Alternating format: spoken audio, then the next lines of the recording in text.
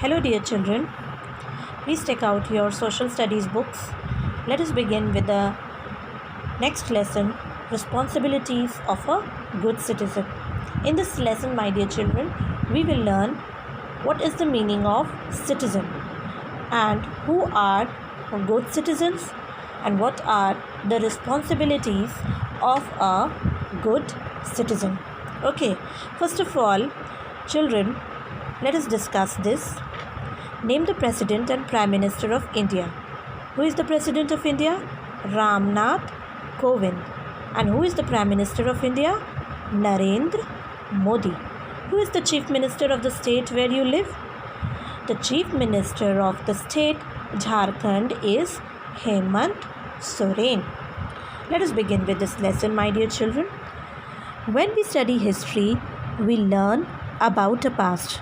By learning about a country's past, we understand and appreciate what a country is today. So, children, in the previous lesson, we have learned history. History is the study of past. So, if we learn about our country's past, about the past, what happened in our country, India, during the past, what happens, we can understand and appreciate what our country is today. As we know about the past of our country, we can appreciate that what our country is today. Learning about our past also helps us to find out the ways to make our country strong and a better place to live in. So, if we have learned about the past of a country, if we will learn about the past of a country, we can follow certain steps or so that to avoid the mistakes that our country did in the past, so that our country becomes a better place to live in. जो गलतियाँ हमारे India में पुराने समय में हुआ था, उस गलतियों को हम लोग अवॉइड कर सकते हैं. How we can avoid? We can avoid by becoming a good citizen. Okay. So in this way, our country will become a better place to live in.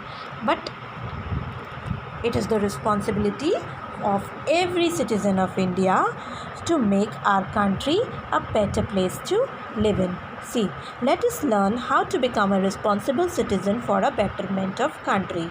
That means अगर हम अपने country को betterment चाहते हैं, if we want the betterment of our country, we will have to become a good citizen of our country.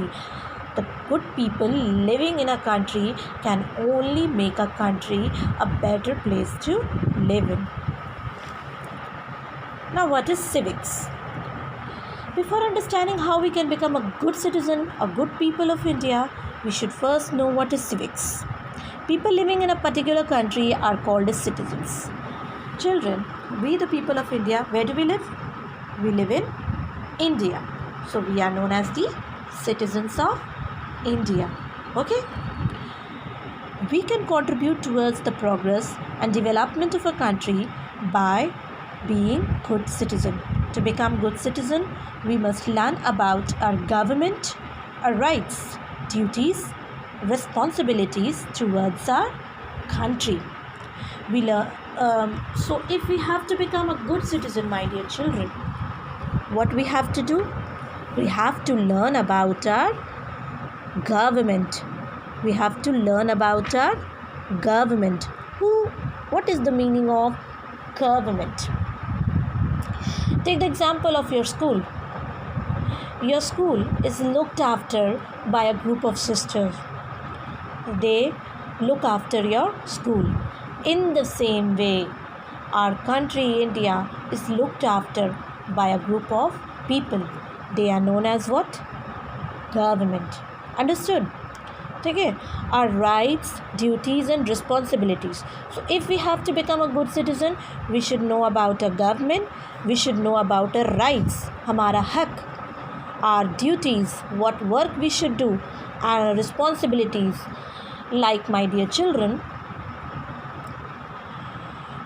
I will give you an example of the school only. The school which is looked after by a group of sisters. These sisters, they appoint class teachers. Yes or no? And what do these class teachers do? They look after each and every class. Okay, understood. So we the people of India, we the teachers of the school, they work under those sisters to look after the school. Understood? Okay, and we have certain rights. We have certain duties and responsibilities towards a school. I hope you have understood. Okay, we have certain rules and regulations. But so let us begin. Come back to the topic. So here we will learning about the government. Okay, so the government are the group of people who runs our country. Okay, so here to become a good citizen, we must learn about our government, our rights, duties, and responsibilities towards the country. But where do we learn all these things? We learn all these things when we study civics. Understood? The study of civics also develops a civic sense. Civic sense means the sense or the feeling that enables us to understand what is right, what is wrong, and what are our rights, what are our responsibilities. Understood? That is the meaning of civic sense. Civic sense is not only about keeping the public property clean, but it is also about following the rules, respecting others, and behaving in a proper manner in public places. Civic sense also includes the certain rules. Okay, it also includes how can we respect others, how can we behave properly in public places. Okay, that is the meaning of civic sense.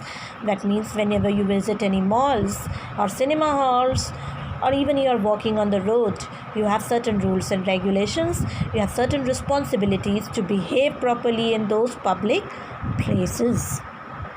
I hope you have understood. Now, our government. The government is elected by the people. The government, the group of the people who runs a country, they are elected by the people of the country only. Elected means they are chosen. They are chosen by the people of our country. The primary duty of the government is to provide us with certain facilities that make a life more safe and comfortable. Okay.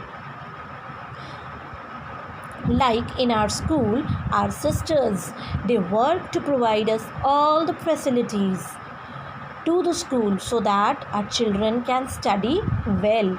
In the same way, the government of the country, they provide with all the facilities like the roads, railways, airports, stations, malls, cinema halls, hospitals.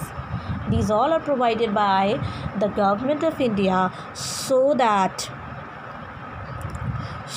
our life becomes safe and comfortable. Okay, our government works according to the rules laid by the Constitution of India.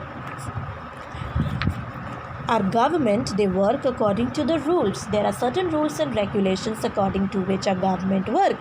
It is written in the Constitution of India. The Constitution of India is the rule book of India. Understood? Why do we have rules? Imagine if there were no public rules, there would be chaos on the road. To prevent accidents, we have to follow traffic rules. So rules are necessary for our well-being. So my dear children, if there are no rules and regulations on road, accidents will be there. So in the same way, if there are no rules and regulations, then our country will not function properly. It is very important for the betterment of our country. So I will do till here only, my dear children. In the next part, I will explain you from our rights and duties. Thank you.